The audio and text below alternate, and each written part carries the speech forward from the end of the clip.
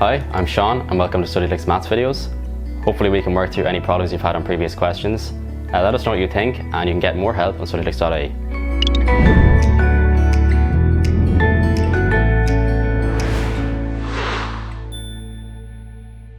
So here's our question involving an oil spill occurring offshore. We can see the oil is spilling at a rate of 4 times 10 to the 6 centimeters cubed per minute, and the oil floats on top of the water. So the first thing we're asked to do is complete this table to show the total volume of oil in the water after each of the first 6 minutes of the oil spill. Okay, so obviously given the fact that it's this amount in centimeters cubed per minute, we're just going to have to multiply that by each of our time increments all the way up to 6. So multiply 4 by each one, and we're just going to get that they're just multiples of 4. So 4, 8, 12, 16, 20 and 24. And that's actually all there is. Just don't bother including any units because it's all sort of included in the table already. So all you've got to do is include your multiples of 4. And yeah, that's it for part A, part 1, and that's worth 5 marks. So now we've got to draw a graph to show the total volume of oil on the water over the first 6 minutes. So first of all, we're just going to put our points on the graph at 1, 4, 2, 8, 3, 12, 4, 16, and all the way up to 6, 24. And now it's just a matter of drawing the actual line, so joining the points together. So there's our nice line, and obviously we can use this if we need to predict what volume there's going to be at any given time. So it doesn't have to be just in minutes, it could be at any point between 2 minutes, which is useful as well. So for part 3, we're asked to write an equation for VT, the volume of oil in the water in centimeters cubed after t minutes. So the very first thing that should jump out at you here is that we're looking for an equation for VT, and that's going to be a linear equation because our graph is in fact linear. It's just an equation of the graph we just drew, so it's the equation of a line. So because we're looking for a line, we're just going to use this formula here for equation of a line, and that is on page 10 of your log tables. So now that we've got our formula, we just have to find the values we need to plug in. So our y is actually v, because on our diagram we can see that it's volume for the y-axis, so let's just let the general y equal to v. And for y1, we can choose any point on our graph, but let's just for simplicity's sake choose the origin, so 0. So we're going to let y1 equal to 0. And the slope is 4 times 10 to the 6, which we were given in the question. The slope is always the rate of increase. So if you have something spilling or increasing at a rate of something, then that's the rate of increase, which is also the slope. So we're going to multiply that by our x, which is equal to t. So just t minus our x1 value, which is also 0 because it's at the origin we've chosen.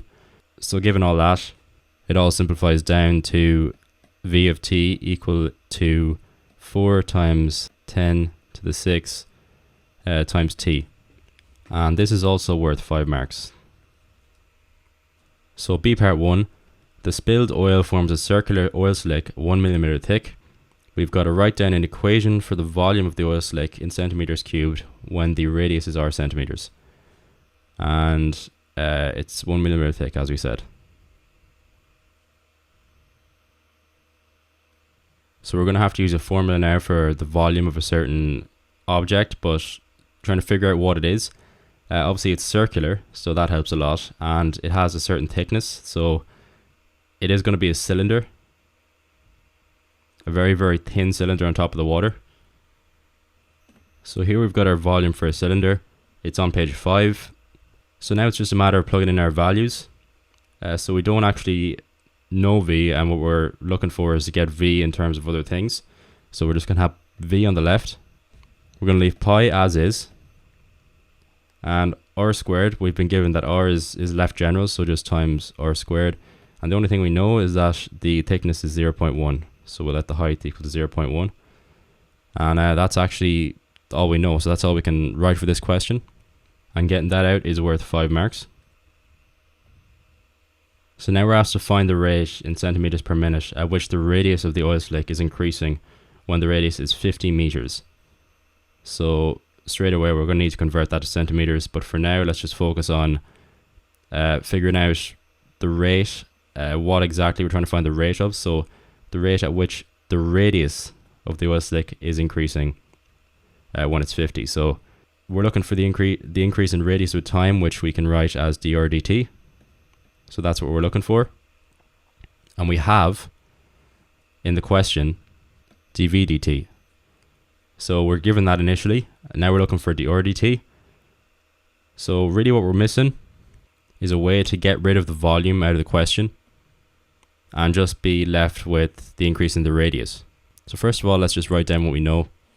So that's all we know for now, but we can also say that dr dt is equal to dv dt multiplied by dr dv, because obviously if we have this, it'll cancel on top and bottom, so we'll be left with dr dt, and that's exactly what we want to achieve here. So we need to find a way to get dv dt and dr dv. So we need to find out a way to get dr dv. Now what we do have is the formula for the volume of a cylinder, which we wrote above, and given that, as well as the fact that we actually know what h is, we can differentiate the whole thing to get dv dr with respect to r. So dv dr is just differentiating the right hand side now. Bring down the 2 pi r times 0.1, which doesn't change. So that's equal to 0.2 pi r.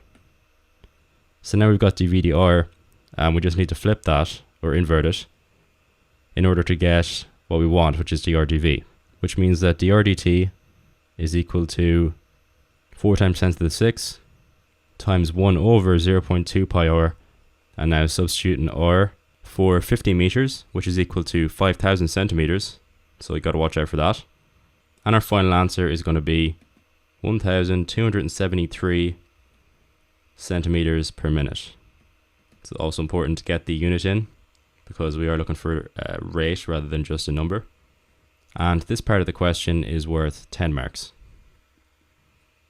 So in part C, we're asked to show that the area of the water covered by the oil slick is increasing at a constant rate of 4 times 10 to the 7 centimeters cubed per minute.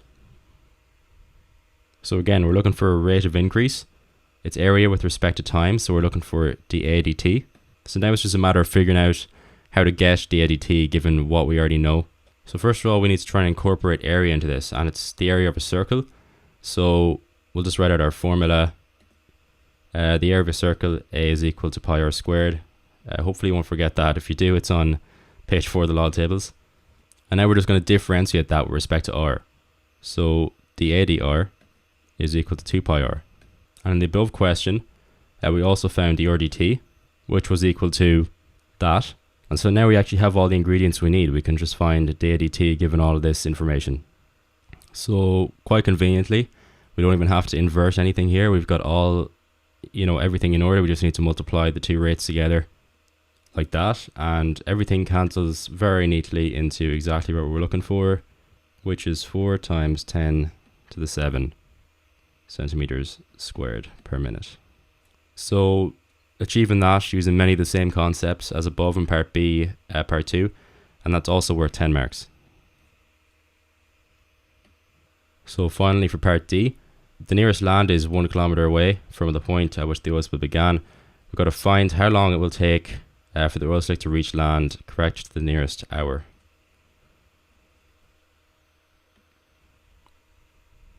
Okay, so there's a couple of ways to do this. So we can draw a small diagram to just help visualize the problem.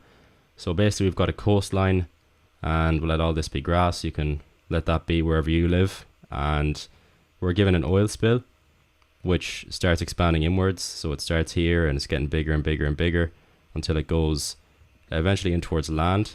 And it started out 1 kilometer from shore. So we've got to figure out how long it will take. And the best way to do this, in my opinion, is to let the radius be 1 kilometer at the time that we're trying to figure out. So let's first of all just convert our kilometers into the unit that we're using, which is centimeters.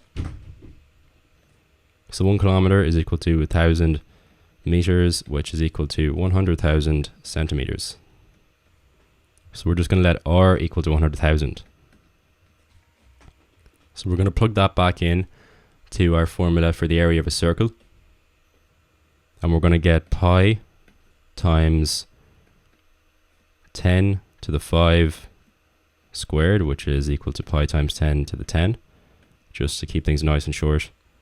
So now that we've got that, we're going to divide the area by the rate at which the area increases to find just the time, so just t. So t, you can let it be a over dA dt. At least that's how I like to do it. So just the area divided by the rate of increase, and that's going to be pi times 10 to the 10 over 4 times 10 to the 7. And that's going to simplify down to 1000 pi over 4, which is going to roughly equal to 785.4 minutes. But of course, we're also asked to give it correct the nearest hour. So we're just going to convert that to hours. So divide it by 60, and we're going to get 13.09 hours, or correct the nearest hour, 13 hours. And that's it. So that's worth 10 marks. And that's it for question 8 on 2015 paper 1. If you're looking for similar questions, there'll be some in the description. And if you're having trouble with these type of questions, we're going to link some useful notes as well.